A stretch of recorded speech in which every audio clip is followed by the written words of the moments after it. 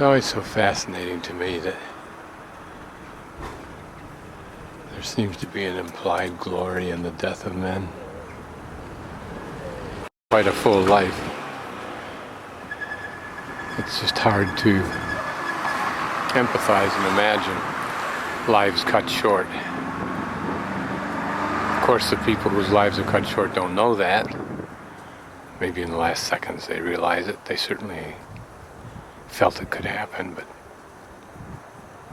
maybe I'm the only one that can appreciate those who live beyond them.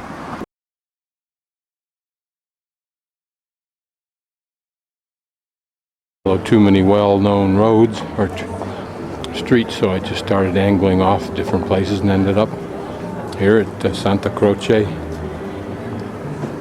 Piazza and the Santa Croce Church, with certain allusions in the rectangular elements and the green color of the stone. I think this is all Tuscan marble.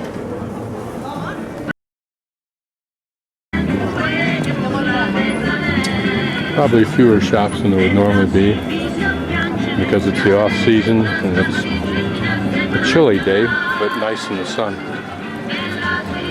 Pretty place to live near, I would think. We'll live in a place like that for some time.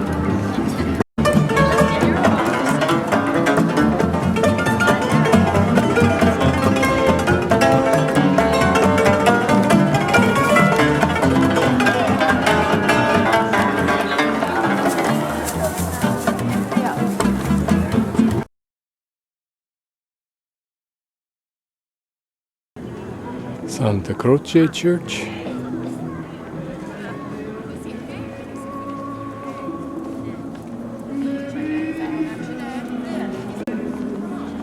Statue of Dante, much revered here.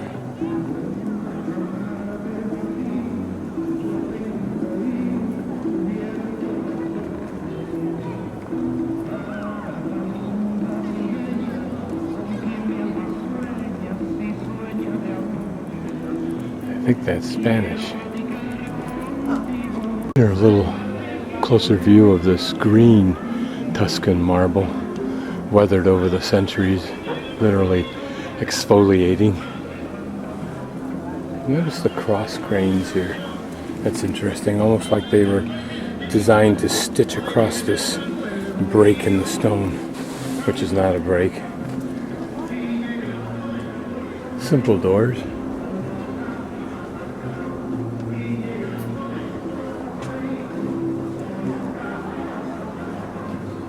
A little bit more interesting doors.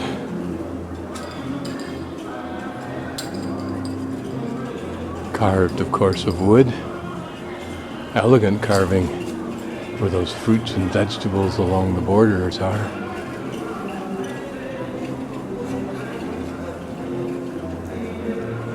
Here, an idealized Christ even hauling the cross after what would have been an exorcism. That's the right word in the way it's pronounced. This would have been medieval. Christ was painted oftentimes more realistically in the Renaissance. Inside the Church of Santa Croce, that was started in the late 1200s, maybe 1290, built by the people. What's interesting, as compared to the Duomo, which was built started a century later, or a little bit more later, not a whole century later, is the beauty inside this church. It was built by the people, or at least by their funds, as opposed to solely by the church. The Franciscans did not have that much money. But you'll notice that the architecture is rather simple. The arches are perhaps the most complex. The ceiling is a wood ceiling, and pretty much a traditional construct for hundreds, if not thousands of years before.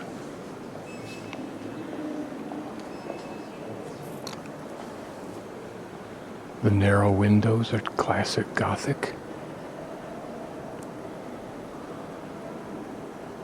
Apparently some substantial restoration going on. Buried many famous people. Some recent, and we'll start with the first that I found, Enrico Fermi.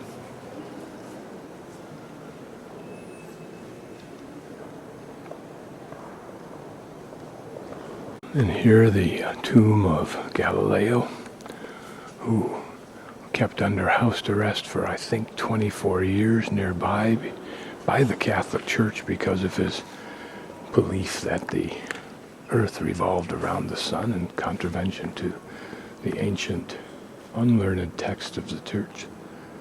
And in true Catholic hypocrisy, he was ultimately allowed to be buried here. A massive set of door locks. Here the long view down the nave.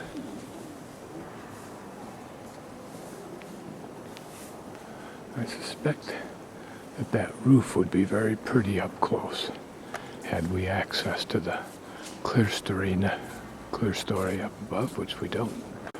And here the most revered burial place of Michelangelo.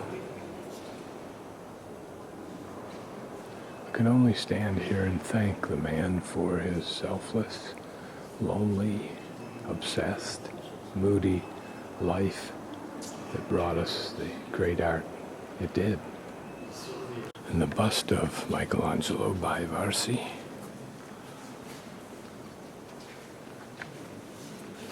What an intimidating project that would be, to have to sculpt out the bust of such a great competitor, perhaps. And here the tomb of Dante.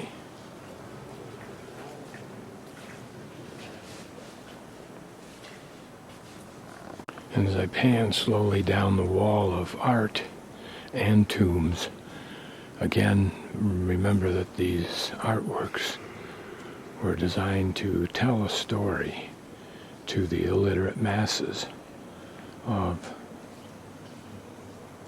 those medieval centuries. And remember, when this church was started, it was only 40 years, 50 years from the beginning of the plague, or the Black Plague, it was specifically called, in 1338. An elegantly detailed pulpit.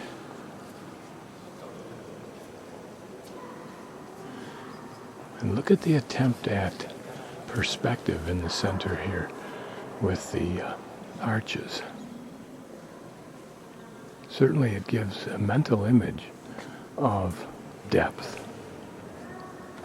I wish I knew the date for this, or who sculpted it. Again, looking at this, I don't know the date, but you can sense the perception of the concept of perspective. Notice the man at the back on the middle, just above the middle line on the left, smaller than the men up front. Same with the man who's not quite so far back, I don't think, in the upper right, although it's hard to tell where he is supposed to be. In theory, he should be behind the man on the left, if you notice where that balcony is. But he's larger than the man on the left. Contradiction in perspective.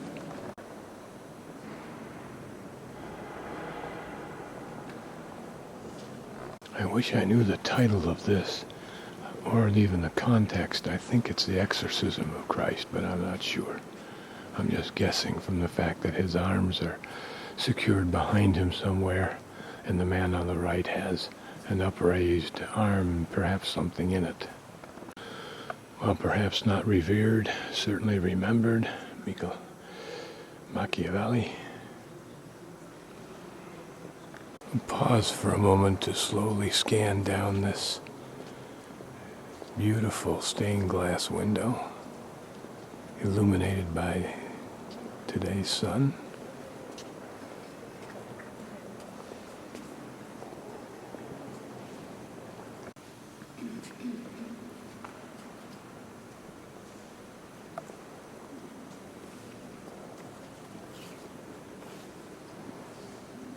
Now these marble inserts that you see on the floor are, if I remember correctly, crypts or burial plots, if you will, of famous people. I don't know what this one is that's being particularly protected. But the skull and crossbones and the severed arms doesn't look good. And looking at the hands of the severed arms with the holes, I wonder if this person had been crucified. Here buried, I think a woman, perhaps a nun, who gained little respect for some millenniums to be worn so far away, so much away, now protected a bit.